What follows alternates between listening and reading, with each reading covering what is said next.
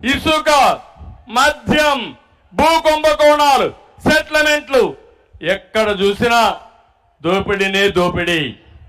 ఇవన్నీ చాలకుండా ఇప్పుడు కొత్తగా ఒక చట్టం తీసుకొస్తున్నాడు, భూరక్షణ చట్టం. అది భూరక్షణ చట్టం కాదు, భూభక్షణ చట్టం.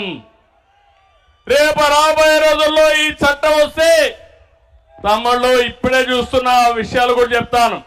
మీ ఆస్తులు వీళ్ళు కొట్టేస్తున్నారు. రేపు రాబోయే రోజులు మీ భూమి మీది కాదు.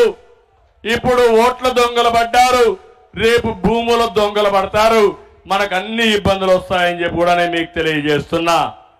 అందుకని నేను టోటల్ గా చెప్తున్నా, ల్యాండ్ టైటిలింగ్ యాక్ట్, భూరక్షణ చట్టం తెలుగుదేశం వస్తాని రద్దు చేస్తాం, యథావిధిగా ముందుకు పోతామని మీ అందరికీ హామీ ఇస్తున్నా. దుర్మార్గుల చేతుల్లో టెక్నాలజీ ఉంటే అత్యంత ప్రమాదకరం. ఏమి బాధ లేదు.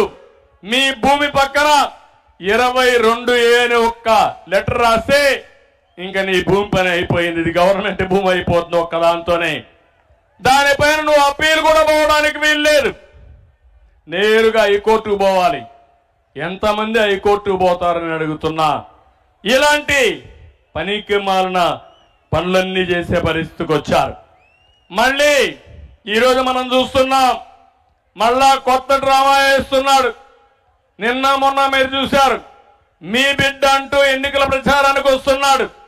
మీరు ఒకటే చెప్పాలి, నువ్వు మా బిడ్డ కాదు, రాష్ట్రానికి పట్టిన క్యాన్సర్ గడ్డ, మిమ్మల్ని వదిలించుకుంటామని చెప్పాలి. సినిమాల్లో, పాత సినిమాల్లో చూసేవాడు నాగభూషణాన్ని, జ్ఞాపకం ఉందా మీకు?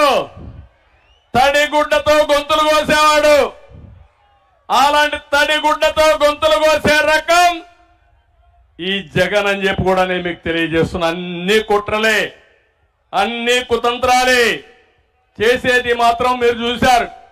బాబాయ్ ఏమైంది? బాబాయ్ ఊకిండి. బాబాయ్ ఎన్ని డ్రామాలు జరిగాయి బాబాయ్ దీంట్లో. ఇప్పటికి కూడా అసలు వాళ్ళు అరెస్ట్ అయ్యారా అని నేను అడుగుతున్నా. అసలు వాళ్ళు అరెస్ట్ కారు. కడాన మీరు చూస్తే ఆయన కూతురు, ముఖ్యమంత్రి చెల్లెలు, ఆవిడ మీదనే కేసులు పెట్టారు.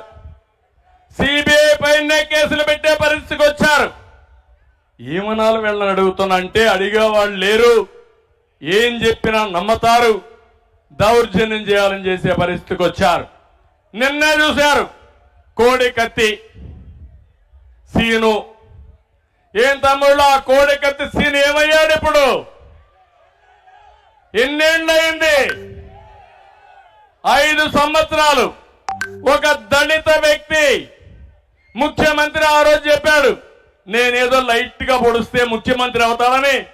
ఆయన లైట్ గా పొడిచానని ఆయన చెప్తే, కాదు నన్ను హత్యా ప్రయత్నం కోసం వచ్చాడని మన మీద నేరం వేయాలని ప్రయత్నం చేసి పాపం ఆ కోడి కత్తి సీను జైల్లోనే ఉండిపోయే పరిస్థితికి వచ్చాడు.